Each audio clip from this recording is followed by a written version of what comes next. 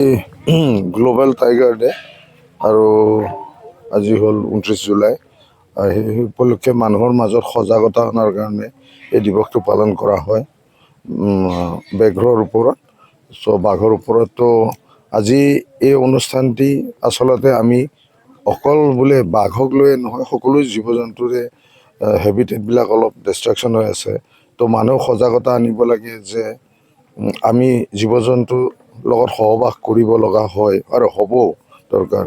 তো সেইকাৰণে ইয়াৰ লগত সংগতি ৰাখি এই ৰেলীটো আজি ৰখা হৈছে গ্লোবেল টাইগাৰ ডেৰ লগত সংগতি ৰাখি, যে মানুহবিলাক সজাগ হওক, জীৱ জন্তুৰ প্ৰতি সদয় হওক আৰু জীৱ জন্তু প্ৰপাৰলি যেন সংৰক্ষণ হয়, তাৰ বাবে মই এই ৰেলীটো এতিয়া শুভ উদ্বোধন কৰিব ওলালোঁ।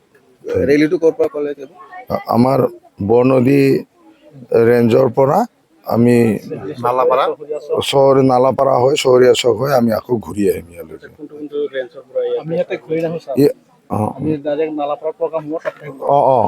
হয়। আৰু ইয়াৰ লগত সংগতি ৰাখি আমি এলানি প্ৰগ্ৰেম লৈছোঁ কণ ল'ৰা ছোৱালীৰ মাজত, কাৰণ ছাত্ৰ ছাত্ৰীৰ মাজত, কাৰণ তেওঁলোকে ভৱিষ্যতৰ প্ৰজন্ম হয় আমাৰ। তেওঁলোকে এই ৰেলীটোত থাকি বা আজি এই দিনটোত উদযাপন কৰি তেওঁলোকে নিশ্চয় অনুপ্ৰাণিত হ'ব যে জীৱ জন্তুৰ একচুৱেলি মূল্য কিমান। তো তাৰ কাৰণে আমি আজি কিছু এলানি কাৰ্যসূচী, যেনেকৈ ধৰক স্কুলীয়া ল'ৰা ছোৱালীৰ মাজত এটা আৰ্ট কম্পিটিশ্যনো পাতিছোঁ, সেইটো নালাপাৰাত হ'ব স্কুলত। তো এইটোৱে কৈ মই বক্তব্য সামৰণি মাৰিছোঁ। ইয়াতে বৰ্তমান এই যে আপোনালোকে গোট খাইছে, কিমান কেইটা ৰেঞ্জৰ?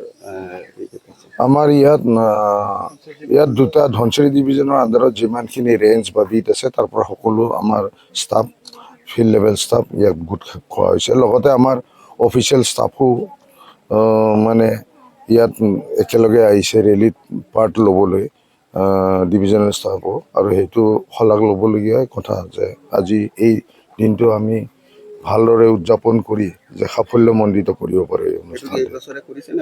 নাই, প্ৰত্যেক বছৰে কৰা হয়, এইবিলাক হ'ব।